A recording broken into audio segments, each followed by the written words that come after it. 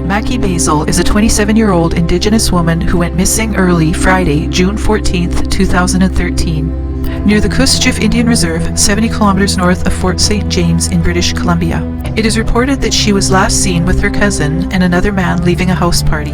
Her disappearance is considered suspicious. Mackie Basil is the daughter of Samuel and Patricia Basil and the mother to a 5-year-old son named Jameson. Mackie was born on December 8, 1985. She grew up in the foster care system with her sisters Ida and Crystal. Ida says that their experience bonded them and they called each other on a daily basis at 10 a.m. Mackie is a part of the Tachie Nation based out of Tachie, north of Kuskokwim Reserve. She lived in Fort St. James at the time of her disappearance, working part-time as a secretary and as a teacher's assistant at the school. She had recently split from her longtime partner and father to Jameson. Mackie was shy and was considered by some to be an introvert, who rarely partied and was not known to drink or do drugs. It was a surprise to friends and family that she was going to a party alone and drinking. She was very selective with who she spent time with and preferred to spend her time at home cleaning, decorating, and completing tasks, being online, talking to her sisters, and spending time with her son. Ida said that Mackie was a caring and beautiful person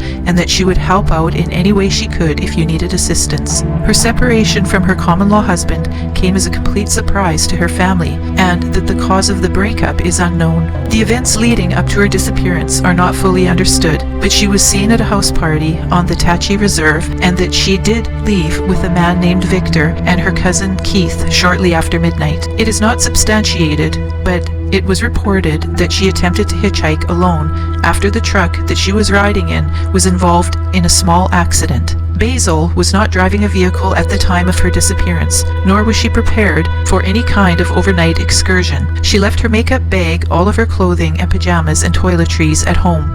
At the time of her disappearance, she was reported to have been wearing gray capri-style yoga pants, white shoes, a black hoodie with a maple leaf on the front. She also had a blue iPod Shuffle with white earphones. None of these items of clothing or iPod has ever been located. The party that Mackie attended that night in Tachie is believed to have been mostly attended by relatives of hers, mainly cousins. One of her cousins went by the name of Keith, and his friend named Victor was also there. The party was approximately a 20-minute walk from Mackie's home. When Mackie left the house party, Victor and Keith were with her also. So this is the approximate timeline of Mackie's movement from 5 o'clock on June 13th to the time that she was reported missing. On June 13th, 2013, at 5 p.m., Mackie attended her aunt's funeral. Later that evening, she is seen at a house party on Tachie Reserve. She was seen by her brother Peter picking up a 26-ounce bottle of vodka and mentions that she is with Victor and Keith. Allegedly, Mackie left with Victor and Keith to a cabin to retrieve some tin for the roof of one of the elders. They traveled in a white and red truck. Her location is unknown after leaving the party. The truck was involved in an accident on Leo Creek Forest Service Road. In the morning at approximately 10 a.m. June 14th, 2013, Victor is seen walking down a street in Tachie, in clothes wet up to his chest. Meanwhile, also at 10 a.m., Crystal and Ida are curious as to why Mackie hasn't called for their morning conversation. They wonder if she could be visiting their brother Nick, who doesn't have a phone and he lives too far away to physically check. When Mackie misses another morning call on the morning of the 15th at 10 a.m., Crystal and Ida begin calling friends and family searching for their sister. On June 16th, 2013, the sisters learn that Mackie wasn't with their brother Nick. On June 17th, Crystal and Ida call the RCMP and file a missing persons report. On Tuesday, June 18th, the RCMP meet with Crystal in person. They begin their investigation and begin interviewing the people that were in attendance at the party on Friday, the night of the 14th. According to the RCMP's report and statement made to the family, Victor and Keith reported that they were riding in a white truck with Mackie the night of her disappearance.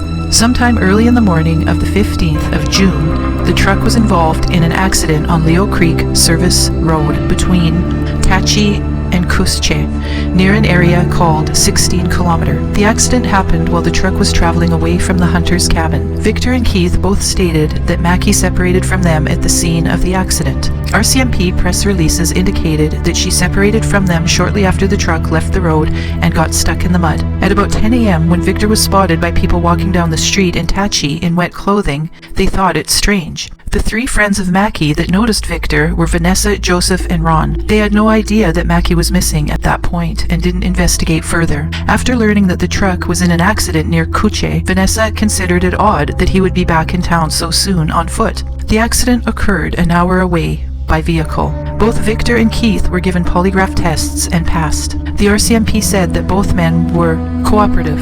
They were also interviewed by a forensic psychologist, and nothing was found to be suspicious. The RCMP took part in the search effort for about a week after the disappearance of Mackie. They used dogs, RCMP Air Services, various search and rescue organizations, relatives, and locals. An approximately 20-kilometer radius of the area she disappeared around, Tachie and Cuche, had been searched. The area consists of numerous rivers, ponds, lakes, and rolling hills. Most of the area is covered by forest and has one main highway to Fort St. James and numerous logging roads. Industry in the area consists mainly of mining and logging. Various wild animals roam the area, including cougars, black bears, grizzlies, coyotes, and wolves. In 2016, shortly after the 3rd anniversary press release, the Tziatzin Nation offered a $20,000 reward for information leading to Immaculate Mackie Basil's recovery. Mackie was close to her 5-year-old son and her sisters.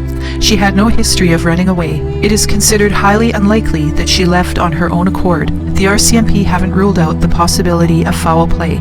Although there are numerous dangerous wild animals that are in the area, the theory of animal predation is brought into question due to lack of evidence of any attack found by searchers involved in the search by land and air. Neither man has ever spoken with Mackie's family about what exactly happened that night. Keith is younger than Mackie, and Victor was approximately 48 years old. Mackie disappeared in an area that is part of the Highway of Tears. Mackie's cousin Bonnie Marie Joseph went missing along the same corridor. She went missing on September 8, 2007, while hitchhiking east towards Prince George from Vanderhoof.